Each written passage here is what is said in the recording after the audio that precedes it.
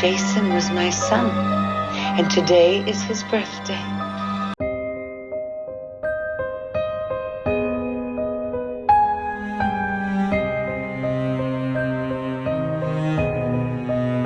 Hey horror freaks, welcome back to my channel. My name is Amanda. This video is very special, not only because it's the only Friday the 13th of this year, but because it's officially Jason Voorhees' birthday. He was officially born on Friday, June the 13th, so it's a very special day, but also because today is the 5th anniversary of when I decided to start my blog Confessions of a Horror Freak that eventually turned it into this YouTube channel and everything that I have now. And yes, I did choose the date on purpose because Friday the 13th is the first horror movie that I ever saw and is the reason why I am a horror fan today. So on today's video, I am going to be talking about the franchise, the character, and my personal opinions on it. And giving all of that, let's get into the video.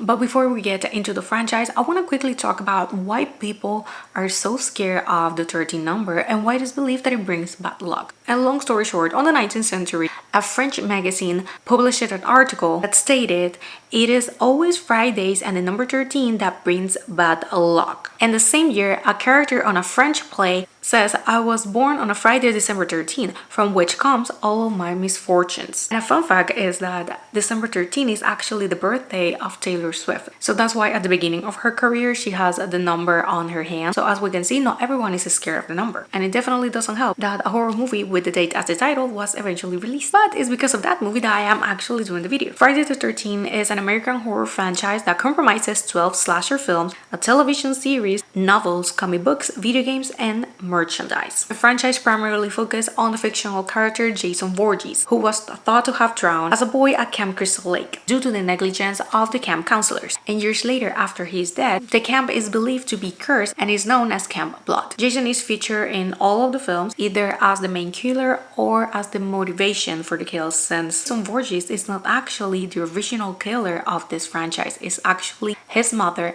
Pamela Voorhees. Name the killer in Friday the 13th. Jason! Jason! Jason! I'm sorry. That's the wrong answer. Listen, it was Jason. I saw that movie 20 goddamn times! Then you should know Jason's mother, Mrs. Voorhees, was the original killer. Jason didn't show up until the sequel. I'm afraid that was a wrong answer. Directed by Sean S. Cunningham, Friday the 13th is an American independent slasher film that follows a group of teenage camp counselors who are murdered one by one by an unknown killer while they are attempting to reopen an abandoned summer camp with a tragic past. And the box office success led to the franchise that we know today, a crossover with the franchise A Nightmare on Elm Street, and even a 2009 reboot. But like I said, Jason Voorhees is not the original killer of the franchise. Rather, his mother, Pamela Voorhees. In 1957, Pamela Voorhees is working as a cook in Camp Crystal Lake, and she took her young boy with her. He was mentally disabled, and because of that, the kids at the camp used to bully him. And as a result, he drowned. But the camp counselors that were supposed to be looking after him, they were too busy having intercourse, so they weren't there to save the poor boy. A year later, in 1958, two counselors are killed by a stranger while they were about to have intercourse. After that, the camp was closed, and every single time that it was tried to be reopened, strange things happened to the point that locals know the camp now as Camp Blood. And then in 1980, the current owner, Steve Christie, he is trying to reopen the camp again.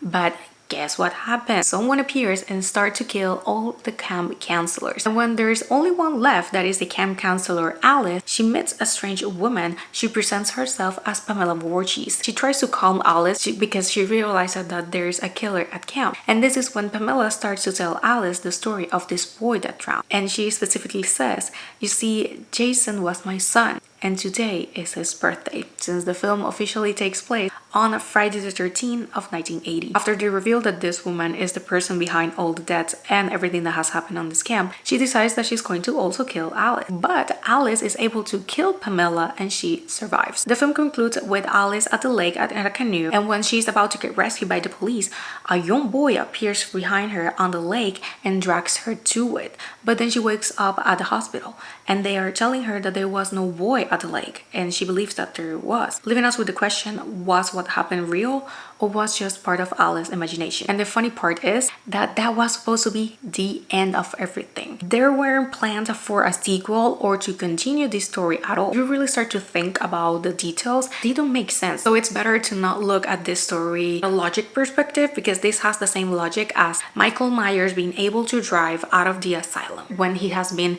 there for 15 years. The original plan was to just leave it there. That's why Jason is not the killer here. But because the film was so successful, only 8 months later, Friday the 13th Part 2 starts production, and just a year later after the release of the first one, we got the second one. On the sequel is that we get the official introduction of Jason. The explanation that we are given is that he didn't drown. He was actually able to get out of the lake, but he decided to hide in the woods ever since. But he saw how Alice killed Pamela. So just 2 months after Alice killing Pamela, Jason finds her at her home and kills her. Then we jump 5 years later and we have new counselors and new people for Jason to kill. This is the beginning of his role as the killer of Camp Crystal Lake. But if you watch the sequel, you're going to realize that Jason doesn't have his iconic look. Looks like this. This is how Jason Voorhees looks in Friday the 13th Part 2.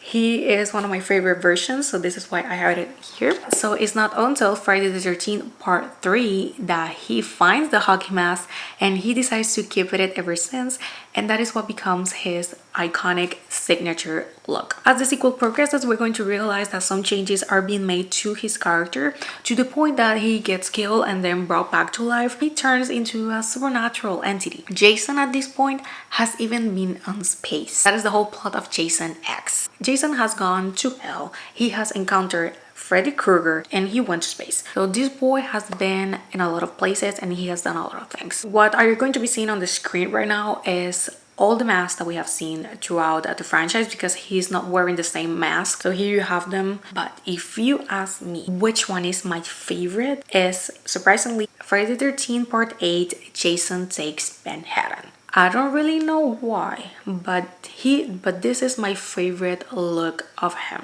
I don't have a clear explanation, but it's my favorite. It's the mask that I would like to own. Since unfortunately I don't own a mask yet, but I want one.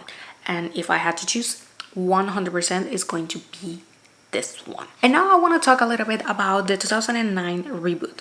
Just like many horror movies, Friday the 13th eventually got a reboot. Here we have Jason as the main killer with the mask already. Now, a funny thing about this is I remember when the film came out, I was 10 years old and I was at the moment in the mentality that every single remake is bad, all the originals are good, they should never exist, they shouldn't have made it. I was on that mentality, and as a result, when I see the film for the first time, I hated it. I didn't want anything to do with it. I hated it with my life, and to be honest, that wasn't the best mentality. A couple years later, I decided to give the film a second chance. I ended up enjoying it a little bit more. It's my favorite, and no, it's not my favorite, but I can appreciate it a little bit more, and I can understand why there's people that do like the reboot more than the original. That hurts my feelings, but I can understand. A lot of people say that the original is boring, and you know what, maybe it is. And a lot of people prefer to have Jason as the main killer instead of Pamela, but for me, it's such a good plot twist, so I just loved it. The irony of everything is that the reboot has my favorite opening scene of the whole franchise. This is something that I wasn't able to appreciate the first time that I saw the movie. This is something that I did once I rewatched it, and is that the opening scene has Pamela and Alice, Pamela getting killed, and the fact that we see Jason with his look from Friday the 13th Part 2, not with the mask. And that was a detail that I wasn't able to appreciate, but now I do. And for me, it's a great opening scene. It's intense, it sets the tone for the rest of the film. If you ask me, it's the best part of the film. I feel that the film eventually turns into another generic horror movie. The opening scene is great. But the impact of the franchise doesn't stop here. In case that you don't know this, they are fun films of Friday the 13th, and they are actually better than you could be expecting. I haven't watched them all because there are quite a lot, but I watched the first one. I'm going to be putting here. It's available on YouTube, leaving the link down below. I do need to rewatch the film, but I saw it a couple years ago and I enjoyed it. I remember when I found out, I was like, what? What do you mean that there is a fun film of Friday the 13th? So I saw it and I was like, damn, this is actually good and it has potential. So if you have never watched it, leaving the link down below is good. And since we have been waiting a lot for something new for the 13, you can watch that in the meantime. But we are supposed to be carrying the prequel TV series. I don't know if it's supposed to be coming next year. I know that they are in production right now. It's going to be called Crystal Lake, and it's going to be telling us the story of Pamela and Jason before the events of the movies. And if there is something that I would love, I don't know how many seasons they want. I don't know how they're going to be doing it, but I would love this series to end with the opening scene of the original. The original that opens in 1958 that has Pamela killing the counselors. I would love for them to reference that with Pamela arriving to the camp. I would love that. Again, I don't know how they're going to be playing, how many seasons they want, but I feel that it would be great to have that full circle moment with the series and then having right away the first film. I don't know, just an idea, just saying. When it comes to my favorites in the franchise, my favorite movie is the original, but my favorite sequel, and I know that this one is an extremely unpopular opinion, is Jason Takes Manhattan. I don't know why this film brings so much comfort to me. I loved it. I don't know why, but I just loved it. And Freddy vs. Jason, I love that crossover. I am still waiting for that second part. I love the ending. I love everything of it. To be honest, I don't know if this is an unpopular opinion. I think that the crossover is a good film. I don't really know the general opinion of fans, but I do like the reboot. When it comes to my favorite kill, is actually on part 2, and it's Mark's dad. That is the guy in the wheelchair. He gets killed by Jason. He stabs him with the machete, straight face, but because he's on the wheelchair and he's on the stairs, he starts to go down the stairs. Loved it. I remember the first time I was like, what? Loved it. There are many more that I like. I know that a lot of people like the death on Jason's ex. He takes one of the female characters, he puts her in water, she gets frozen straight away, and then he smashes the head on the table and just breaks off. There's also the sleeping bags scene, but that one is funny. And I also like in Freddy vs. Jason when he takes the bed and he flips it, so the person that is on it, he just ends like this. Love that scene. And now let's talk a little bit about the birthday boy, Jason Voorhees. Jason is my favorite slasher. I feel that he is just a misunderstood boy. Because let's put it this way, he is a mentally disabled boy. He is with his mom at camp. He's maybe trying to make friends, but the kids are mean.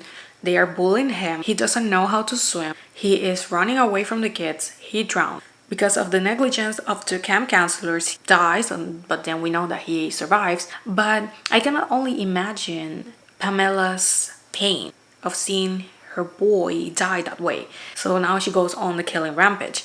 And then you have this boy that is supposed to be all of these years alone in the woods. And then he finally sees his mother. She gets killed in front of him. And he gets the head and her sweater back to his cabin. You know what? I cannot blame this boy for wanting to kill everyone who gets near the camp, and especially people that are having intercourse, because that is a detail. It's always going to kill a couple if they are doing the business. At this point, that is a rule, and we know that because of Scream. For instance, number 1, you can never have sex. I cannot blame him for wanting to kill everybody. To be honest, I can't. For me, he's just misunderstood, and he deserved it way better than he had in his life. There are some killers out there that you cannot defend. Like, they are psychopaths. And then you have Jason. For me, he's just a misunderstood boy. But you know who is not? Michael Myers. He was just a little boy, yes, but he was a psychopath. He spent the majority of his life in an asylum for a reason. He cannot be justified. But Jason, yes. If you ask me, why do you like Friday the 13th so much? It's pure nostalgia. But why I liked this movie so much when I was a kid? I don't know. I think that I was just impressed by the ending. My mom made a big deal out of it. I do remember. She made a huge deal out of the ending because she wanted me to get scared. That didn't work. I was 5 when I saw the movie with her because this is her favorite movie. So I feel that I am emotionally attached to the franchise because first movie I saw, it made me a horror fan. So maybe that's why, but I cannot give you like specific reasons, only that is just because it's the first thing that I saw. Friday the 13th is such a special day for me. Actually, a fun thing is that my boyfriend, he asked me to be his girlfriend on a Friday the 13th because he knew how much the date meant to me. So he actually asked me, it was in November, but he asked me to be his girlfriend on a Friday the 13th. And for me, that was such a cute detail. But with this, I have ended the video. thank you so much for watching. Let me know down below which ones are your thoughts on the franchise, which one is your favorite. Happy Friday the 13th and happy birthday, Jason Voorhees, and also happy 5th anniversary to me. It's been 5 years of a lot of work, but also so many great opportunities. Thank you so much for being here. I am so excited to see what is coming next. And also, I am starting from today, I have a new logo. Right here you have it. But thank you so much for watching, and I'm going to see you guys on my next video. Bye.